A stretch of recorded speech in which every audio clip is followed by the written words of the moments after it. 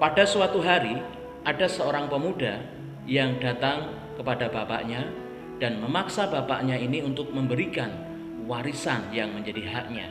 Saudaraku, akhirnya pemuda ini pun mendapatkan apa yang diingininya. Setelah beberapa hari, ternyata pemuda ini menjual warisan yang diberikan oleh orang tuanya. Dengan uang hasil penjualan warisan tersebut, pemuda ini pergi meninggalkan bapaknya. Lalu dia hidup dalam kemewahan, hidup berfoya-foya, banyak teman yang datang kepadanya, dan bersama dengan teman-temannya dia berpesta pora. Mungkin juga ada banyak wanita di sana.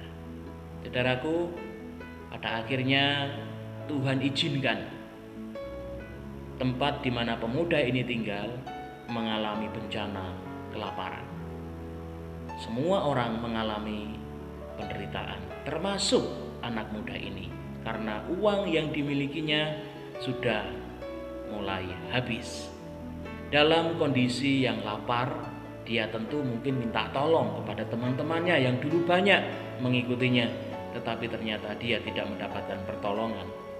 Ketika kampung tengah mulai lapar, pemuda ini berusaha mencari makanan, meminta-minta makanan, tetapi tidak ada satupun orang memberinya makanan. Akhirnya dia menemukan kandang babi, saudara, dan datang ke kandang itu meminta kepada pekerja-pekerja di situ untuk meminta ampas makanan untuk babi. Diminta dia untuk dimakannya. Akan tetapi saudaraku, tidak ada seorang pekerja di kandang itu yang mau memberikan ampas makanan babi kepadanya.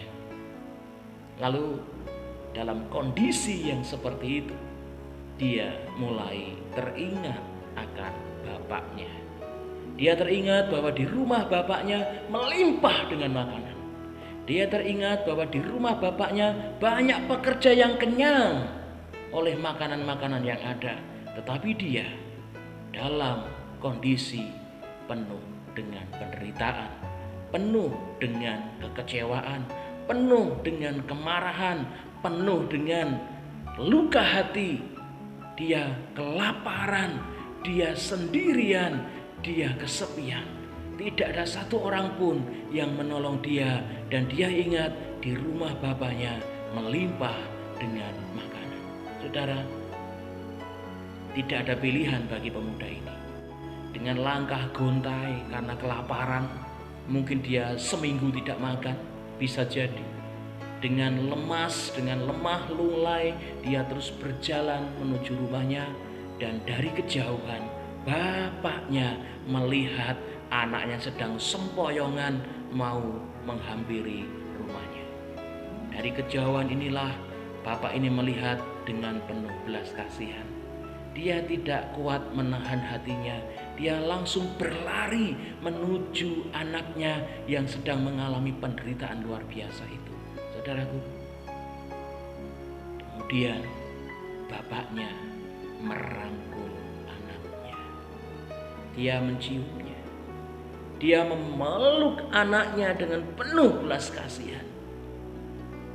Rangkulan seorang bapak menyelesaikan semua masalah yang dialami anaknya. Pelukan seorang bapak mampu untuk merampungkan semua penderitaan yang dialami seorang anak. Pelukan seorang bapak memiliki kuasa untuk memulihkan. Saudaraku, seorang bapak tidak pernah menghitung kesalahan anaknya. Seorang bapak tidak pernah mengingat berapa banyak dosa-dosa yang dilakukan anaknya. Tetapi ketika anaknya kembali kepadanya, bapak menerima dengan tangan terbuka, bahkan memeluk anaknya dengan penuh belas kasih. Saudaraku, penolakan, kekecewaan, kemarahan, luka hati, kemudian kelemahan tubuh, ini dialami oleh anak ini. Mungkin saat ini kita tidak persis mengalami seperti yang dialami oleh pemuda ini, tetapi mungkin kita pernah merasakan kecewa, kecewa sama orang, kecewa sama Tuhan mungkin. Mungkin kita juga pernah merasakan luka hati, mungkin kita disakiti oleh pasangan kita, pacar kita, istri kita, atau saudara-saudara kita. Kita mengalami masalah di dalam perekonomian kita. Kita juga saat ini mungkin mengalami penderitaan secara fisik, saudara. Kita mungkin saat ini mengalami penolakan. Saudaraku, kita belajar dari kisah ini. Tidak ada pilihan bagi saya dan saudara. Kita mungkin banyak mengalami persoalan lain selain yang saya sebutkan ini. Tetapi mari kita lihat, pelukan seorang bapa mampu menyelesaikan persoalan kita, mampu menyelesaikan setiap kesulitan yang kita alami. Namun ketika kita mau mendapatkan pelukan seorang bapa, kita belajar dari anak muda ini. Dia berani bangkit, dia berani melangkah, dia berani fokus ke rumahnya Bapa. Dia berani melawan rasa malunya, dia berani melawan rasa bersalahnya, dia berani bayar harga untuk berjalan datang ke rumah Bapaknya. Dia harus berani mengakui semua dosa-dosanya di hadapan Bapaknya. Bapa kita yang di surga, Tuhan Yesus Kristus, mampu menyelesaikan setiap persoalan kita, apapun persoalan kita. Pelukan Bapa mampu meneduhkan hati kita. Pelukan Bapa mampu memulihkan, menyelesaikan setiap kesulitan, persoalan, pergumulan yang kita alami.